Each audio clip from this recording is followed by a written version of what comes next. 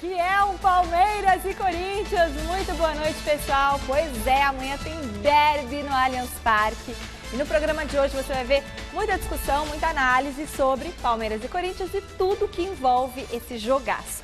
E já para esquentar o debate, nós vamos mostrar os números gerais desse duelo, que, como em toda boa rivalidade, tem divergências entre os clubes. Para o Palmeiras, são 369 jogos entre as equipes, 131 vitórias do Verdão, 110 empates, 128 derrotas. Corinthians considera aí 10 jogos a menos, com 126 vitórias corintianas, 106 empates e 126 derrotas. A diferença nos números se dão porque basicamente o Palmeiras contabiliza todas as partidas em que os dois clubes se enfrentaram com seus times principais. Casos do torneio Início e do troféu Henrique Mundel, que tinham duração de 15 e 30 minutos, respectivamente. Boa noite, Celso Cardoso. Boa noite, Chico Lang. A rivalidade entre os dois clubes é tão grande que é difícil chegar em um consenso até nos números, não é mesmo? Verdade, Michele. Boa noite, Michele. Boa noite, Chico. Boa grande noite para você que acompanha o Gazeta Esportiva. Mas, sinceramente, eu não vejo sentido, senão a questão da rivalidade, de ampliar os números, de você considerar partidas de torneio início 15 minutos decidida em números de escanteios. Não dá. Tipo pebolim. Jogo de futebol é jogo de futebol. Então, jogo de futebol, para mim, o que vale realmente são os números, os 90 minutos que o Corinthians considera. E é um equilíbrio fantástico, né? O Palmeiras tem uma vitória a mais. Só não me lembro de cabeça, são 126 vitórias do Corinthians contra 127 do Palmeiras. Então, são números que revelam um equilíbrio gigantesco no maior derby do futebol brasileiro. Ou um dos maiores, né? A gente também não pode ignorar. Não, hoje é maior. Um Fla-Flu, um Atlético e Cruzeiro, um Grêmio Internacional. Mas é uma rivalidade muito rica. Agora, para efeito de história, partida de torneio início você não pode contabilizar. Não. Né? E não aí, dá. Chicão? Olha, Michele, eu concordo em parte com o Celso, porque tem partidas, às vezes, de torneios que são muito marcantes, né? Eu me lembro que o Corinthians ganhou do Palmeiras uma vez, um torneio início, com gol de Rivelino e Lance. E eu estava no interior, em Tatuí, tinha 18 anos nessa época. Devia ser em 72, 73. E o Corinthians ganhou, e foi super festejado em Tatuí como um título, porque o Corinthians ganhou do Palmeiras. Palmeiras e Corinthians, tudo é importante, até jogo de truco. Mas se você pegar em relação aos técnicos, o Carille tem 7 jogos, 7 Corinthians e Palmeiras, o Carille. Ele teve 6 vitórias e um empate. 86%, acho, de aproveitamento. Não, ele perdeu uma. Perdeu um? Então é uma derrota e 6 vitórias. E o Felipão tem 30 jogos, né, e 46% de aproveitamento. E nesse embate dos treinadores, o que vocês acham? O que dá pra gente esperar? O Carille vai mais cauteloso no que ele conhece, porque ele com times muito mais fracos já conseguiu bater Palmeiras com aquele super elenco. A gente vai acabar entrando na enquete. Então vamos para a enquete. Vai enquete, mais fácil. É claro que o derby é o tema da nossa enquete de hoje. Então entra lá no site gazetesportiva.com, deixa o seu voto. Que aí eu vou justificar o quê? Tá. Então qual vai ser o resultado do clássico entre Palmeiras e Corinthians? Vai dar vitória do Palmeiras, empate ou vitória do Coringão? Lembrando que você também pode participar do programa mandando seus comentários nas redes sociais com a hashtag Gazeta Esportiva. E você tem ainda mais uma opção para interagir com a gente. Vou falar aqui na câmera 3. Você pode mandar um vídeo de até 10 segundos com algum comentário, uma pergunta, para nós pelo WhatsApp, número 11 99479 1633. 99479 1633. Grava com o celular deitado que vai entrar no final do programa. Vai dar Palmeiras, vai dar Corinthians ou vai dar empate? E aí, então, Celso? Pegando aí esse gancho que você deu dos treinadores, do Carille e do Felipão, não dá para você ficar comparando, porque são épocas distintas, né? O Felipão já teve um timaço da Parmalat nas mãos, depois com um time inferior também conseguiu eliminar o Corinthians numa Libertadores da América, e o Carille com um time inferior ao Palmeiras colecionou aí, como você disse, 6 vitórias sobre o maior rival. No atual momento, o Corinthians é franco atirador. Para ele o que vier é lucro. Para ele o que vier é lucro. O Palmeiras é o favorito, joga em casa. Então, perder do Palmeiras no Allianz Parque nessas condições... Eu esperava. Não é nenhum absurdo. Está começo de trabalho, o Palmeiras está com o time montado e o Corinthians tem informação.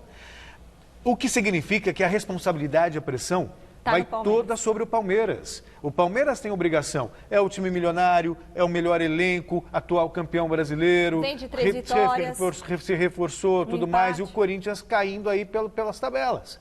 Quer dizer, então a obrigação é do Palmeiras. Então é muito. E você vê também no posicionamento dos dois treinadores. Carille, perguntado sobre o clássico, ele responde. Felipão foi questionado sobre o clássico no final de semana contra o Santos, contra o São Caetano. Mostramos no Mesa Redonda, não quis falar. Depois da partida contra o Oeste, não quis falar. Ponto. Isso Será mostra... que depois do jogo ele vai querer falar? Aí vai. Isso mostra a importância. O Felipão sabe que uma derrota para o Corinthians cria um ambiente ruim. É doído, né? Bom, e ele sabe mesmo, porque quando ele era técnico do Grêmio, o Eduardo Amorim foi até o Olímpico, o velho estádio Olímpico, não era Arena, e ganhou do Grêmio lá. Ganhou uma Copa do Brasil com o Marcelinho armando o jogo, tinha o Mineiro, esqueci o nome do menino, que depois foi para o Atlético Mineiro, como é que chamava ele? Do Corinthians? Do Corinthians. Era Marcelinho, era um ataque de baixinho. E o ataque de baixinho funcionou... Leonardo? Não era Leonardo, não, era outro nome. Eu esqueci agora, mas enfim, já eu lembro. E acontece o seguinte, demoliram o Grêmio lá. Demoliram o Grêmio. E o Felipão ficou com isso atravessado na garganta. Na Copa de 2002, eu cheguei para ele, quando ele comparou, quando ele convocou o Ricardinho, eu falei, agora vai, porque tem um corintiano no time. Né? Aí ele ficou meio bravo, mas eu falei para ele, você perdeu do Corinthians uma Copa do Brasil, e no seu estádio. Então quer dizer que o Felipão tem o Corinthians atravessado na garganta. E eu acho que ele vai quebrar a cara de novo. Bom, daqui a pouco a gente vai ter mais sobre o clássico ao longo do programa, tá? Então continue com a gente. Mas antes disso, vamos acompanhar aí como foi o encerramento da 4ª rodada do Paulistão nesta quinta. Começamos pelo Santástico de São Paulo, que atropelou o Ceidó Bragantino lá de Bragança Paulista. Adriano Dolfi conta como foi a história do jogo. Bragantino e Santos fizeram um duelo das equipes até então invictas no Paulistão. Jorge Sampaoli escalou o Peixe com 3 zagueiros. Arthur Gomes no ataque, Copete na ala esquerda. Mas quem levou perigo no início foi o Massa Bruta com Vitinho e Lázaro em lances de cabeça. A resposta santista foi aos 20 no cruzamento de Luiz Felipe para Jamota. Aos 26, foi a vez de Derlis Gonzalez chutar a queima-roupa. 1 minuto depois, o paraguaio deixou Arthur Gomes livre, mas Alex Alves salvou o Braga. O gol estava amadurecendo. Um chute despretensioso de Gustavo Henrique, a bola sobrou para Sanches. Com categoria, o uruguaio colocou a bola no canto. Santos 1-0. Gonzalez recebeu de Alisson e marcou o segundo.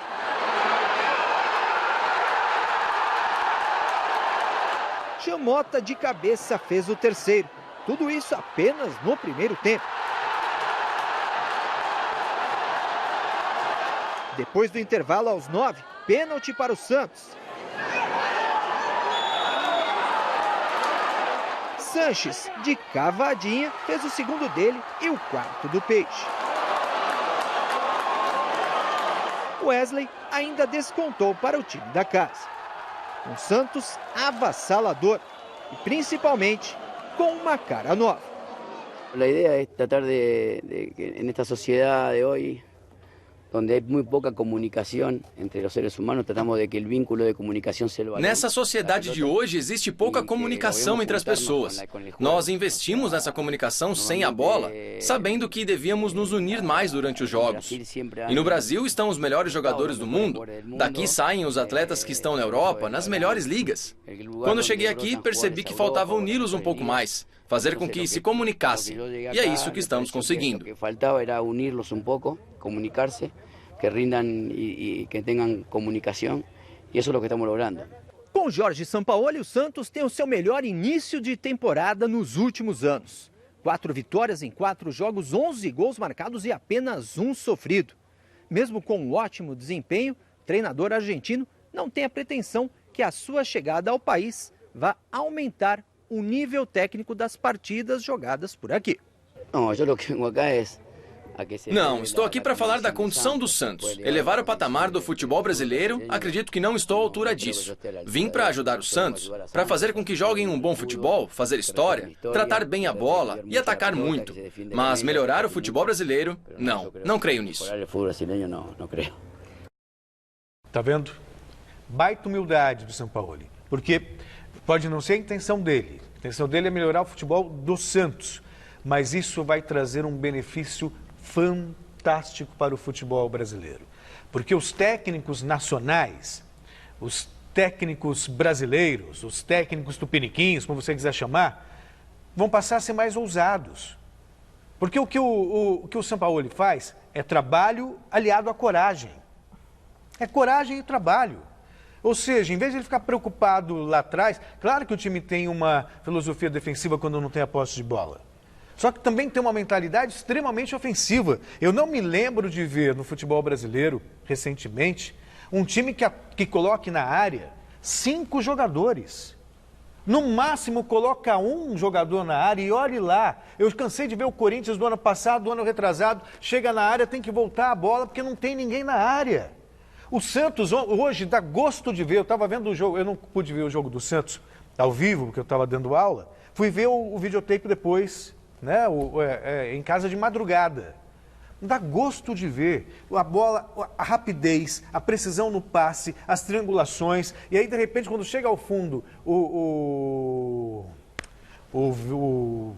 ai, meu Deus do céu, me deu o lateral do Santos, o Vitor Ferraz.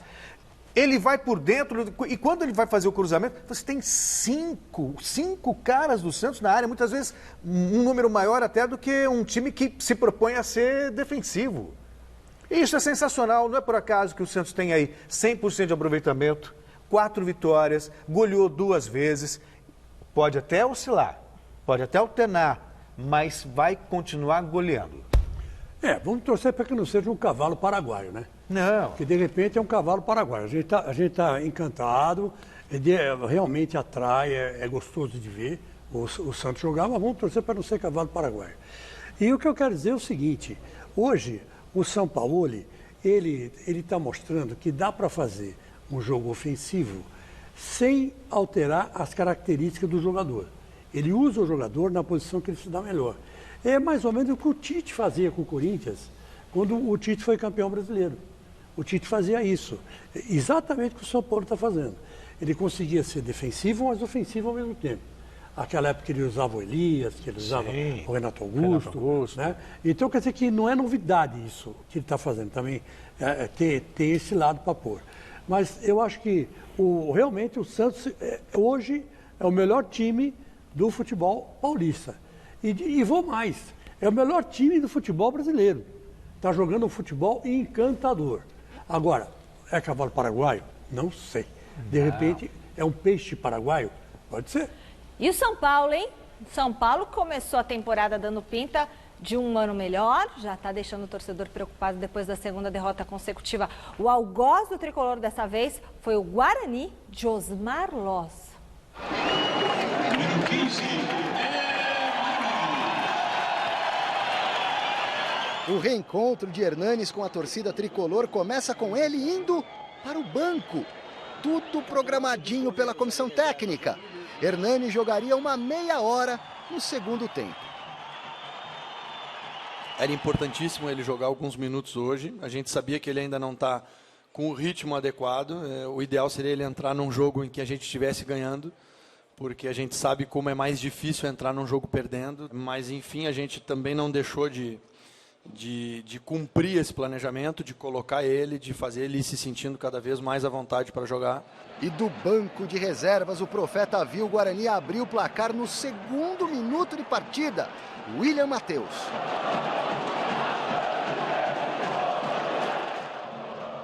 Jardine escalou o time com 2 volantes, Lisiero e Jusilei, que se machucou ainda no primeiro tempo.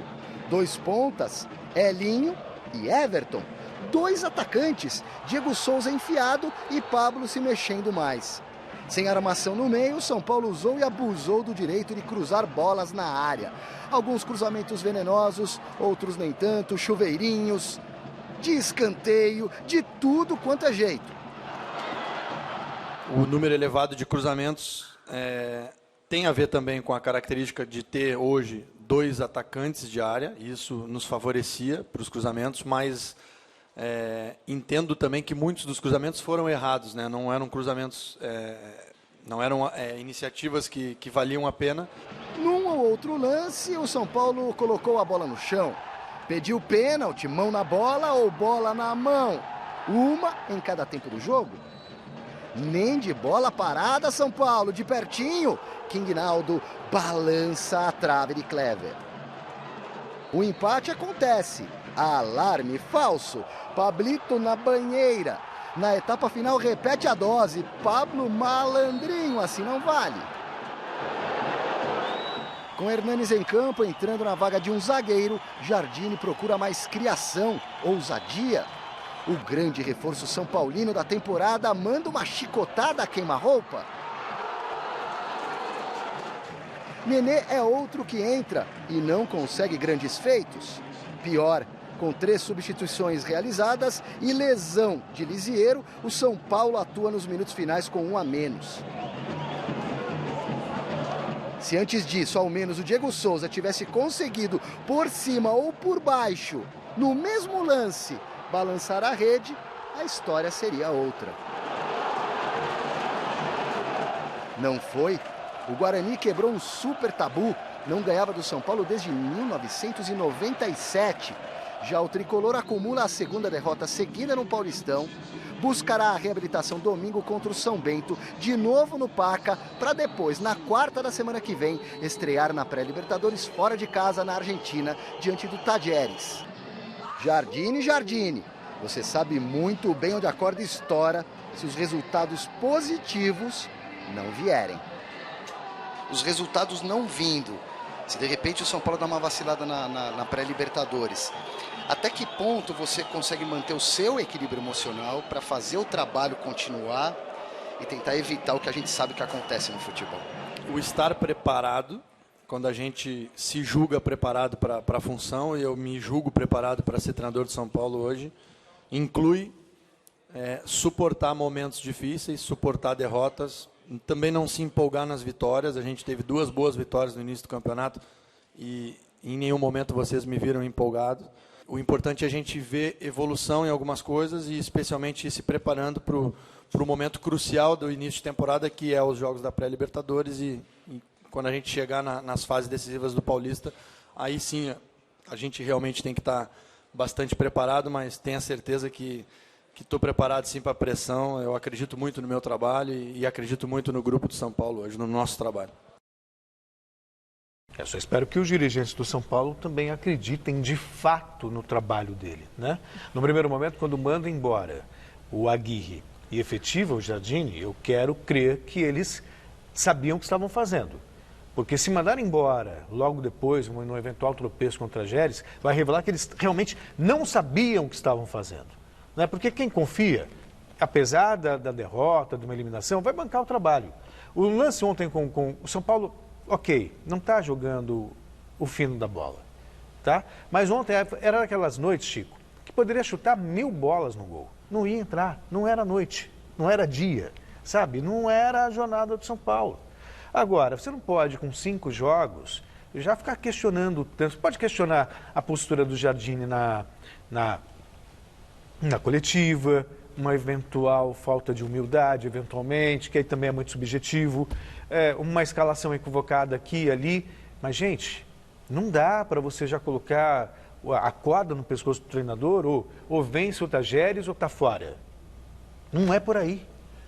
Olha, Celso, eu vou dizer muito de coração aberto isso que eu vou falar agora.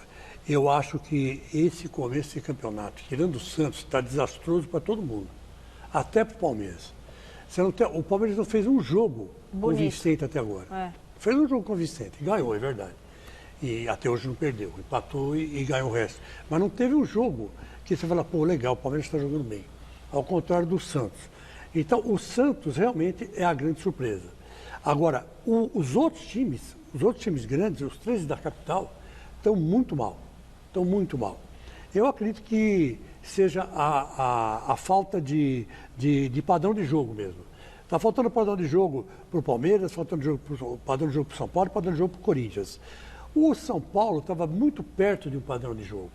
Mas o Jardine, evidentemente, por problemas que eu desconheço, começou a escalar jogadores de forma errada, insistir em jogadores que não estão dando certo. Por exemplo, o Jusilei. Por que o Jusilei joga? O Jusilei é lento, já era lento no Corinthians. Por que joga de titular no São Paulo? Porque não deixa o Lisieiro, né? Enfim, agora o Lisieiro machucou. Então eu acho que está faltando, sim, uma atitude um pouco mais efetiva, sabe? Por parte desses treinadores, escalar o time certo e depois insistir com esse time. Né? Coisa que ninguém está fazendo, por isso que está dando uma zebra atrás da outra. Mais 3 partidas completaram a 4ª rodada do Paulistão. Vamos aos gols. O Novo Horizontino recebeu o Botafogo de Ribeirão e resolveu o jogo com esse canudo do Cléo Silva. Que golaço! O resultado de 1-0 manteve o Tigre na vice-liderança do Grupo B, 3 pontos atrás do Palmeiras. São Bento e São Caetano lá em Sorocaba e a equipe do ABC abriu o placar nessa lambança do goleiro Enal. Que é isso, rapaz? 1-0 azulão. Sorte do São Bento que o zagueirão Diego Ivo deixou tudo igual no segundo tempo. E ficou nisso, 1-1 e só. Jogando em casa, a Ferroviária fez 1-0 para cima do Ituano com Tony cobrando pênalti. Já na segunda etapa, Julinho cruzou da esquerda e Igor Meritão aumentou a vantagem. No finalzinho, Morato descontou pegando o rebote do goleiro. O placar de 2-1 colocou a Ferrinha na liderança do Grupo C. Bola também rolou nos outros estaduais pelo país com tropeços de Cruzeiro e Botafogo. Em compensação, o Grêmio não precisou de muito esforço para golear o frágil São Luís de Ijuí. Grêmio e São Luís na Arena em Porto Alegre. 17 minutos e Everton fez o primeiro depois do rebote do goleiro Carlão. 1-0. No segundo tempo, Marinho, no melhor estilo Robin, puxou para a esquerda e mandou no ângulo. Um golaço. De pênalti, Luan aumentou a vantagem do tricolor. Estreante da noite, o argentino Montoya fechou a conta batendo cruzado. 4-0 Grêmio, fora o baile. Em Minas, o Cruzeiro visitou o Boa Esporte e Robinho fez 1-0 cobrando falta. Veio o segundo tempo e com ele o empate do Boa. Gustavo Henrique completou o cruzamento e deixou tudo igual. A Raposa voltou a ficar em vantagem com Fred, sempre ele. Matada no peito e chute de primeira, 2-1. Mas o Boa Esporte foi pra cima e chegou à igualdade de novo nessa paulada de Gabriel Vieira. 2-2 e nada mais. O Fluminense anunciou a contratação de Paulo Henrique Ganso. O meia conseguiu rescindir o vínculo com o Sevilha, que ficou com parte dos direitos econômicos do jogador. Com isso, o tricolor das Laranjeiras não precisou desembolsar nenhum tostão para adquirir o atleta, que assinou o contrato por 5 anos. O acordo foi anunciado através de um vídeo promocional produzido pelo clube carioca. Veja.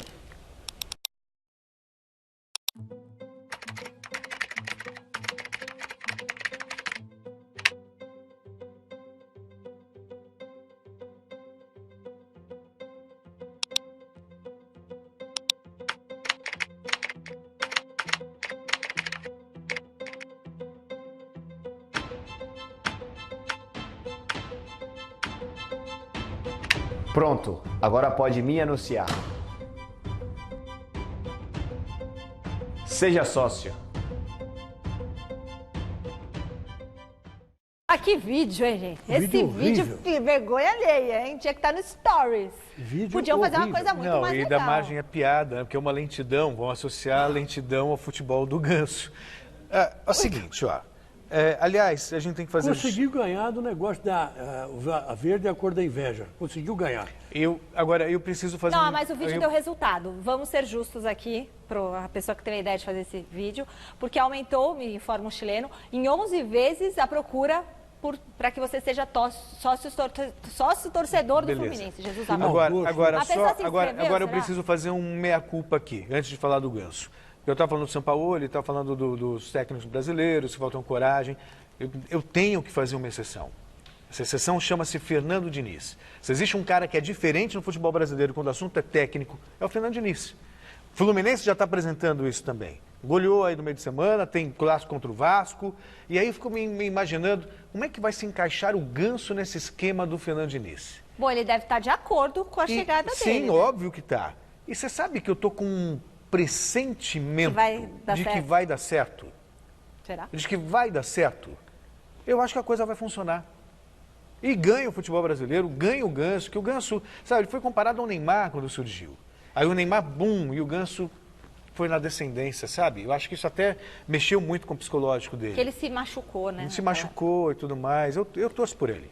Olha, eu vou falar uma coisa para você. Eu acho que o Ganso, ele realmente tem essa marca de ser lento. Mas eu acho que com o Fernando Diniz, concordo com o Celso, ele vai mudar um pouco essa característica. Porque ele vai jogar mais da frente, do meio para frente. Uhum. E aí ele é perigoso. Aí ele chega, ele bate bem falta. Ele toca bem na bola. Não erra passe. Faz lançamento, isso, faz lançamentos, dá passe. Então, eu acho que se o Ganso jogar no esquema certo, com certeza ele vai dar certo. Ainda tem mais gols para você. É hora do nosso giro pelo velho continente com vitória do Real Madrid e clássico pela Copa da Itália. Sexta-feira é dia de Stories e o nosso querido Guilherme Camarda já está aqui no estúdio com a gente para mostrar o que de mais legal aconteceu no mundo do esporte nas redes sociais. Boa noite, Gui. Boa noite, Michele. Boa noite, Chico, Celso, você aí de casa. E vamos começar falando do Soteldo, baixinho Soteldo continua sendo trollado pelos jogadores do Santos. Vamos ver a trollagem da vez.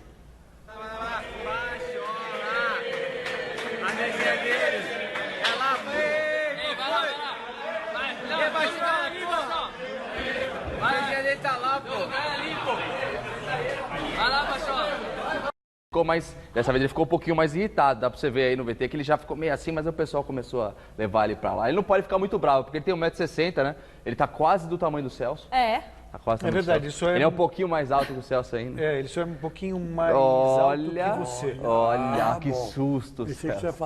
Na semana passada puseram um cadeirão de criança, Celso, e ele falou aí, iam chamar o Celso pra sentar, mas chamaram o Soteldo. Exatamente, iam chamar o Celso, mas de repente entregar ninguém. Acabou sobrando pro Soteldo. Aí, né? É que o Celso tá dando aula de locução agora, não dá pra descer. Exatamente, também tem essa, o Chico lembrou bem. Eu não deixava o Celso falarem. Eu também não.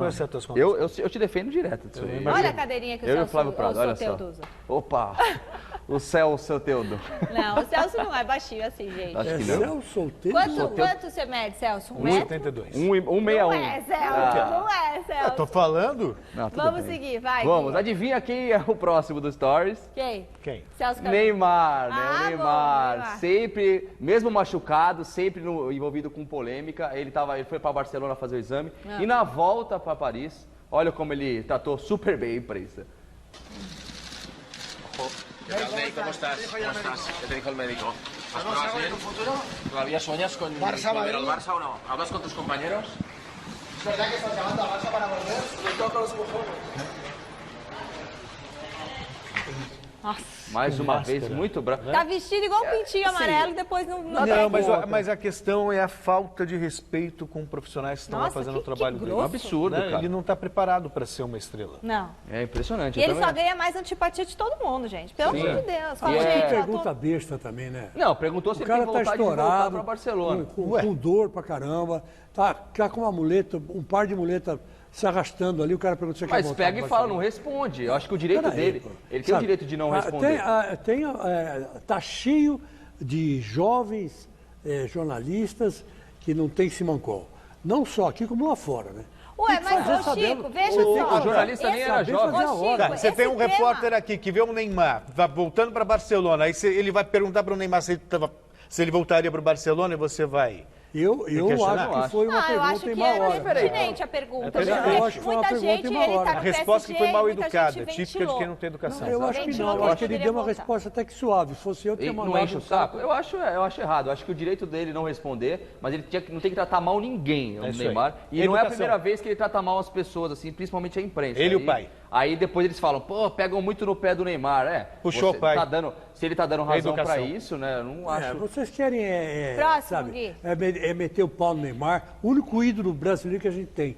Eu acho isso uma idiotice. Então, tem que preservar o Neymar. Eu não acho. Eu acho o Neymar tá meio chato aí, mas tudo bem. E o Corinthians perdeu para o Red Bull, não quero encher o saco do Chico não, viu, Chico? Ele perdeu para o Red Bull nessa semana. E o Marcão, ídolo palmeirense, deu aquela cutucadinha no Corinthians, vamos ver. Olha lá, ele postou essa foto, olha lá, Marcão, no Instagram dele, ele com asas, né? RB, Red Bull te dá asas, aí ó. E ele mandou, entendedores entenderão. Deu aquela cutucadinha. no Corinthians. Só acho que não tem essa vírgula aí. Acho que não precisava, né? Não sabe nem escrever e se mete a besta. Aí, Chico, tá cutucando o Corinthians. Agora uma história super legal. O jogador, ele se chama Felipe Augusto, ele é brasileiro, ele tá jogando longe pra caramba. Ele tá jogando no Kersen Ajax, que é da Ilha de Gozo. Ilha de Gozo. Ilha do quê? Ilha de Gozo. Você conhece Onde a Ilha de Gozo? Isso? Fica em Malta. Fica em Malta, é uma ilha de Malta, é uma ilha bem grande, ele tá jogando lá. Há 2 anos atrás, ele estava vendendo bala no Farol e ele fez esse gol que pode entrar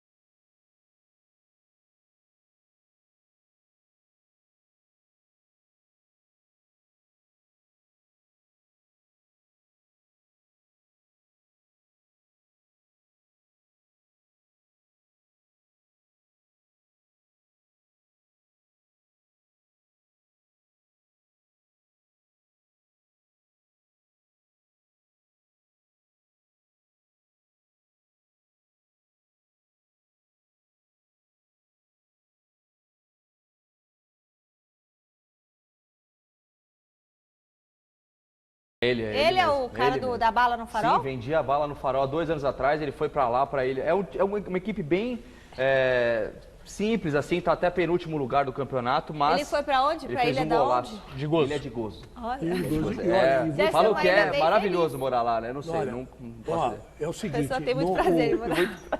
Eu acho o seguinte, eu acho que tem que ser o gol do Puskás. Também acho, tá tendo uma campanha na internet. É um gol diferenciado. Uhum. O Pelé perseguiu esse gol a vida inteira e não conseguiu fazer. Sim, então eu acho que... E ele fez mais para trás ainda. Fez antes do meio campo. No começo do grande círculo do campo dele. Próximo, Gui. Vamos, agora... Olha que golaço, né? Isso aí é para ser admirado, é uma obra-prima. Mesa redonda, domingo, e volta ao Mesa Quadrada. Volta ao Mesa Quadrada. E a gente entrevistou o Edmilson, a gente separou um conteúdo exclusivo para você aqui. Um jogo entre São Paulo e Palmeiras, para quem você torce? Eu tenho uma gratidão pro Palmeiras porque foi uma passagem curta, né? Teve a lesão no braço, no cotovelo, né? Você tem a placa até hoje, né? Tem uma prótese aqui no cotovelo, né? Que foi realmente onde eu acho que parou minha trajetória no Palmeiras, né? Que eu comecei muito bem no início. Fez 3 gols. Fiz 4 gols em 9 jogos, né? Olha, sensacional. Aí acabei tendo essa lesão aqui que realmente interrompeu esse processo aí de uma boa temporada ou uma segunda temporada no Palmeiras. Eu até decidi realmente rescindir meu contrato. O Palmeiras não me pagou multa alguma, eu pedi para não ser pago minha multa. E voltei para Zaragoza mais 1 ano e meio. São Paulo foi uma escola muito boa para mim. Quando eu fui para a França, eu já estava praticamente aí formado na minha parte de ser um profissional mesmo no futebol. Foi realmente o clube que me lançou e hoje São Paulo e Palmeiras eu torceria pro São Paulo porque não tem a Crefisa, né? Cutucada ainda também aí. Promete, Mesa Quadrada. Isso aí, domingo no Mesa Redonda, não percam. Valeu, Gui. Bom, e falando em Mesa Redonda, domingão, o programa tá imperdível, a gente vai se encontrar, vamos falar muito do Santos e do técnico Sampaoli, que no domingo encara o Ituano, jogo que vai ter acabado de terminar, então você vai conferir os melhores momentos da partida, os vestiários, ao vivo no Mesa Redonda. A gente vai mostrar também como foi o jogo do São Paulo contra o São Bento e absolutamente tudo sobre o clássico entre Palmeiras e Corinthians, vestiários, lances polêmicos, muita análise, muito debate sobre o primeiro derby de 2019. Muita coisa maravilhosa no Mesa Redonda, domingo, 9 da noite, beleza?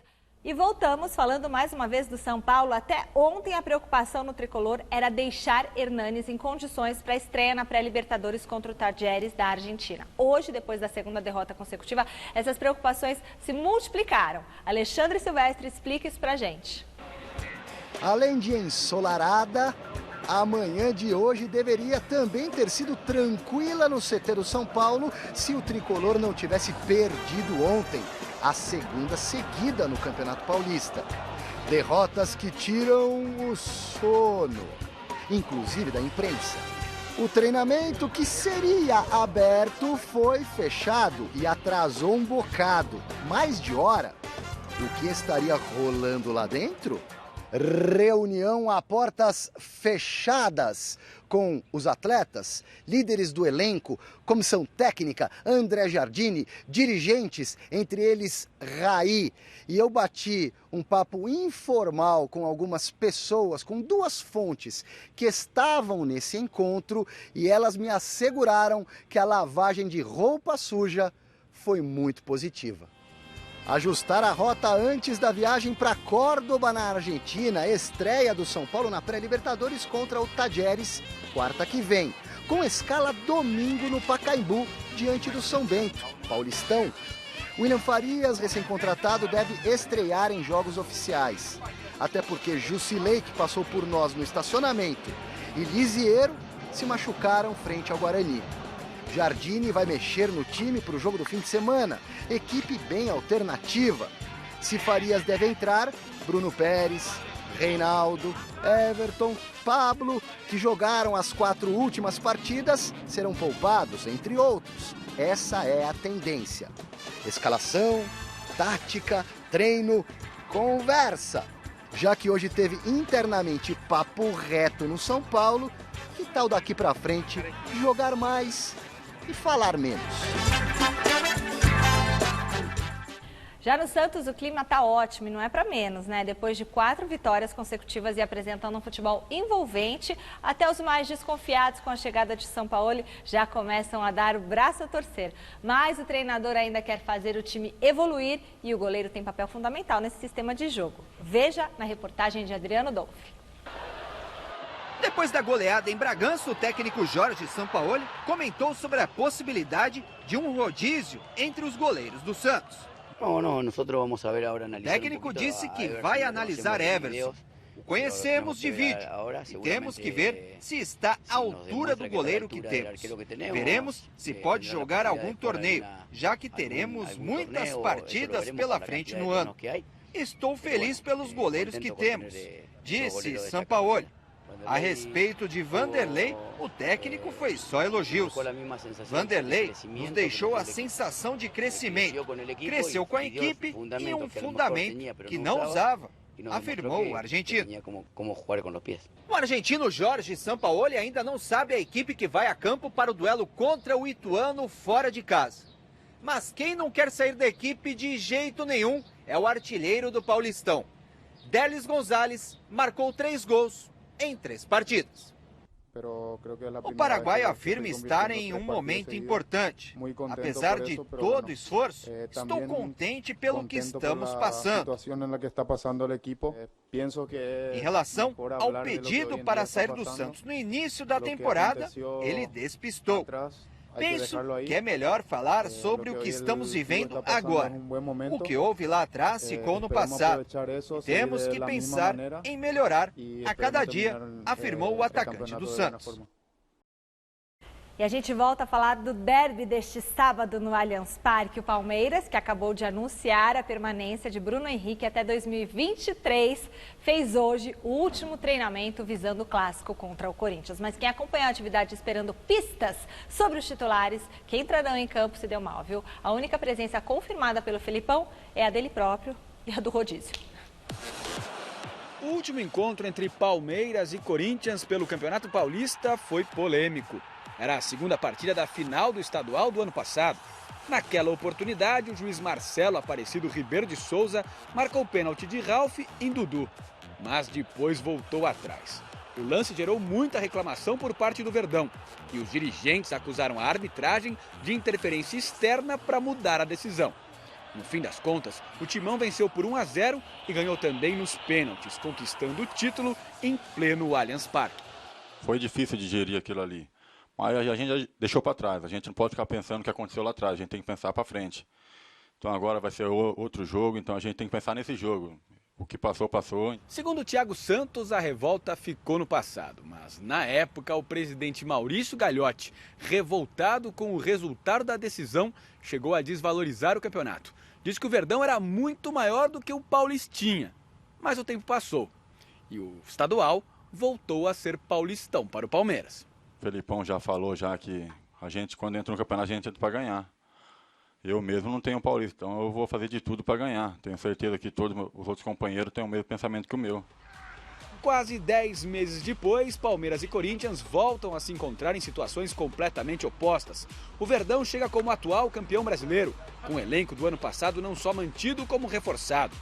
Já o Timão teve um péssimo segundo semestre em 2018, passou por uma grande reformulação, mas começou muito mal o ano de 2019. O clássico é diferente, a preparação é diferente, então mesmo que esteja passando por um momento difícil lá, a gente sabe que amanhã vão dar vida. Então a gente tem que entrar ligado, a gente tem que ficar esperto os 90 minutos, para que a gente não seja envolvido dentro de casa e possa perder. Duro é ter certeza sobre qual time que vai ser escalado por Filipão no Clássico. Com o rodízio feito pelo treinador desde o ano passado, nunca se sabe exatamente quem é que o técnico vai colocar em campo. Eu não posso falar quem vai jogar, senão depois ele me puxou a orelha lá dentro, né? Mas quem entrar amanhã, tenho certeza que vai dar o melhor, que vai fazer um grande jogo. Mas uma coisa é certa, só um jogador não entrou no rodízio até agora. E não vai ser em um clássico que isso vai acontecer. No duelo contra o Corinthians, a certeza é que o Palmeiras será Dudu e mais 10. A gente fala que a gente precisa muito dele, é o termômetro do nosso time. Se ele estiver bem, o nosso time está bem. Então o Felipão coloca ele todo jogo porque sabe, confia muito nele e sabe que ele pode decidir a qualquer momento. Bom, já o Corinthians quer deixar a má fase de lado, né? Tem um excelente retrospecto de Fábio Carille contra o arquirrival e a força do amor. A fase não é boa e o Corinthians vive o pior início de temporada desde 2001. Mas se tem uma coisa que esse clube gosta é de se reerguer em cima do Palmeiras. Ainda mais com ele no comando, Fábio Carille. O homem que em 7 duelos contra o arquirrival conquistou nada mais nada menos do que 6 vitórias. E tem mais.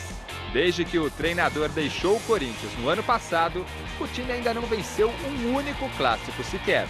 Diferentemente do que está habituado, Carille faz mistério na escalação para o clássico de amanhã. No treinamento de hoje, o treinador trabalhou no campo lá do fundo aqui do CT Joaquim Grava, com 14 jogadores de linha, sem permitir a gravação de imagens, e não deu para descobrir o Corinthians titular que enfrentará o Palmeiras. Mas o que deu para ver foi a presença de Wagner Love nessa atividade. Pois é, o novo camisa 9 está relacionado para o clássico. Mas será que vai para o jogo como titular? Eu vou chamar o Carille aqui para responder essa, vai ficar mais fácil. Titular ou não, com ou sem ritmo de jogo, uma coisa é certa. Wagner Love voltou fininho. O homem está em forma e cheio de vontade de jogar o derby. Eu quero estar nesse jogo, é um jogo importante para o clube. O Brasil todo para assistir essa partida. O mundo, né? Porque se eu estivesse fora, com certeza eu pararia para assistir. E se eu puder entrar, não sei, se eu entrar jogando, se eu entrar faltando 15, 20 minutos, tentar fazer o meu melhor para contribuir. E olha que ele até já sabe como será recebido pela torcida rival. Com muita vaia. Mesmo assim, o jogo é especial para quem já esteve do lado alviverde, mas que hoje é mais um bando do louco. Uma coisa que a gente tem que ter é gratidão. O Palmeiras que me fez eu me tornar jogador profissional e seguir pelo mundo afora. Mas como você disse, hoje eu tenho uma identificação muito grande pelo Corinthians. Eu amo estar aqui, eu amo a torcida do Corinthians. E agora eu quero retribuir todo esse carinho que toda a torcida, todo o pessoal daqui do clube, toda a diretoria, que fizeram um esforço para que eu estivesse aqui. Foi aqui como centroavante que Love ajudou o Corinthians a conquistar o Brasileiro de 2015. Hoje, com Bocelli e Gustavo no elenco, ele se coloca à disposição para atuar mais recuado. Tivemos uma história maravilhosa aqui em 2015, um elenco sensacional, com um excelente treinador. E hoje não é diferente. O que eu encontro aqui é um baita de um treinador, todos jogadores de muita qualidade, de muito potencial. E essa função também de sair, de rodar, tendo um jogador de referência também eu gosto muito, já joguei muitas vezes assim. Então a minha preferência está ali, ou jogando como um centroavante, ou jogando com um cara de referência e eu rodando ali como um falso 10. Amanhã tem clássico e o artilheiro do amor está de volta. É o carismático e sorridente Wagner Love, ex-Palmeiras, flamenguista assumido e mais do que nunca, corintiano. Vamos colocar assim que o Flamengo é o amor de mãe e o Corinthians é o amor da esposa. Vamos deixar assim.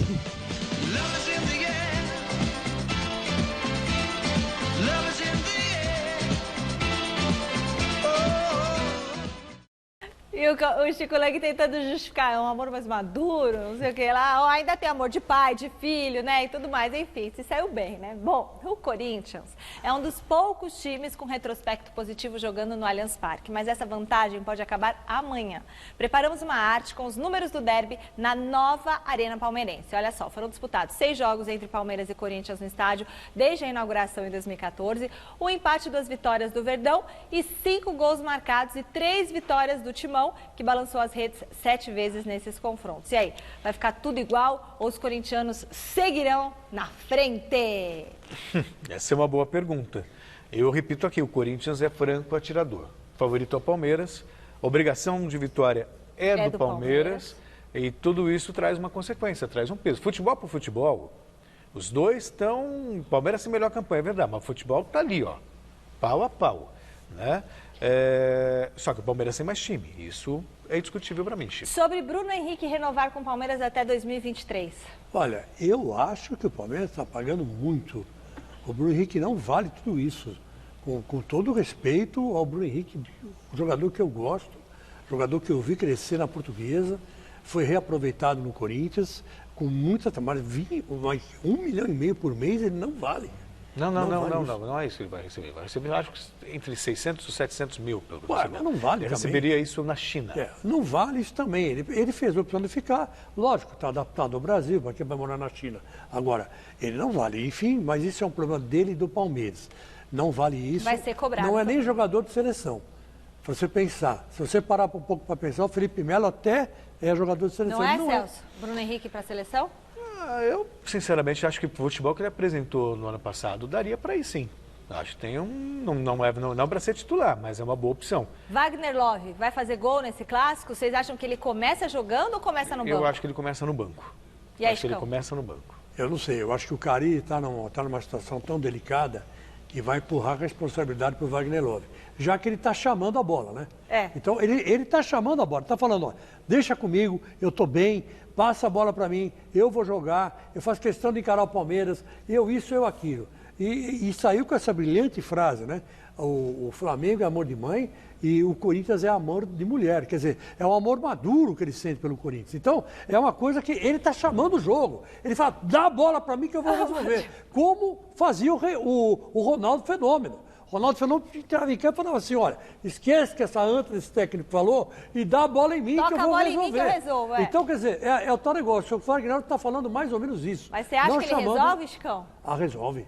Resolve porque ele está maduro, ele está numa idade boa, ele tem um físico privilegiado, derruba o Wagner Love. Ele está em forma, né? Ele estava em temporada lá na Europa. E ele é troncudo. É que nem o Romário. Ele tem um físico parecido com o do Romário. É difícil derrubar o Wagner Love, assim no ombro, no corpo a corpo. Ele tem base, né? Como o Romário tinha. Acho que gol ele sabe fazer e é isso que o Corinthians precisa. Exatamente isso. Então, buscar a bola, vir, não, faz o gol. Olha, Michele, na Várzea a gente fala assim, quem perde tem preferência. Então, se ele está pedindo a bola, dá a bola para ele. Ele quer jogar, ele quer acabar com o jogo, ele quer arrebentar no jogo, então deixa ele tentar. Você confia nele? Confio. Confia nele, Celso? Acho que para o futebol brasileiro ele vai bem. Você já se ligou nas nossas redes sociais? Então pega o celular e anote aí. Olha só, Facebook/Gazeta Esportiva, Twitter e Instagram, @Gazeta Esportiva. E tem também o nosso canal do YouTube, que você acha pelo endereço youtube.com/Gazeta Esportiva. Vamos ver aí os twitters que a galera mandou. O Kleber Santista, pelo atual momento no Paulistão, acredito que o fator casa e a confiança vai deixar o Palmeiras como favorito e vencedor do clássico de sábado. Ele é Santista, né, claro. O Henry Silva, acho que nesse derby vai ter goleada. Eu também tô achando, viu? Evaldo Lopes, nosso sócio aqui. Nesse derby teremos nosso capitão Bruno Henrique com contrato renovado até 2023, pronto para jogar. Parabéns ao Palmeiras, é verdade. Bom fechar isso antes do derby, né? E tem também os nossos vídeos dos telespectadores pelo WhatsApp. Põe na tela. Boa noite, Chico Lang. Boa noite, Gazeta Esportiva. Boa noite, Michele, Celso Cardoso. Amanhã é Palmeiras 5-0, Verdão. Bora pra cima, Verdão. Obrigado, boa noite. Mário Farias de Belém do Pará. Esportivo, da Miguel, moro de São Paulo. E amanhã vai dar Corinthians 2-1 de virada, com 2 Wagner Love. E é nóis. Quem fala aqui é a Silvane de Santa Maria do Salto, Minas Gerais, lá do Vale de Jequitinhonha. Vai dar Corinthians, com certeza. Alô, Chico Lang, um abraço. Boa noite, Luiz Cláudio aqui de Santos. 2-0 para o Palmeiras, igual o Red Bull. Um abraço. Um beijo para vocês e um beijinho pro Miguel. Volta às aulas, estuda, tá bom, Miguel? Fala, e eu acho muito legal, né? A gente sendo visto no Brasil inteiro, né? A gente na Praia da Pipa, a gente que assistiu o programa em Porto Seguro, na Bahia, enfim, é muito legal isso. E essa participação, né? É muito gostoso. E a gente conhecer a carinha dos telespectadores, isso aí, né? Bom, sobre Corinthians e Palmeiras. Palpite? Deixa você dar o resultado. Vamos ver vai, você. Corinthians 1-0. Corinthians vai ser um jogo difícil, um jogo bem disputado, um jogo onde o Palmeiras vai fazer o possível para ganhar o Corinthians, mas o resultado vai acabar sendo 7-0 para o Corinthians. Vai ser difícil para o Corinthians. Bom, eu acho que vai dar... Agora eu tô achando que vai dar Corinthians, mas não, lá no blog eu falei Palmeiras. Deu uma de Celso fácil, Cardoso. Né? Dei uma de Celso Cardoso. Não, nunca fiz isso. Fica no muro. No início do programa a gente perguntou qual seria o resultado do derby e deu o quê? Palmeiras! 52% dos votos. Apertado, hein? Apertado. Sextou, meu povo. A gente encerra o Gazeta Esportiva homenageando Rubem Albarrán, vocalista da banda mexicana que só o chileno conhece. Não, você conhece? Café Tacuba? Bom demais. Vamos ouvir então para ver se a gente conhece. Ele faz hoje 52 anos. Nossa, parabéns, Rubem. Dale Café Tacuba. Seria terminar com o hino do Sul.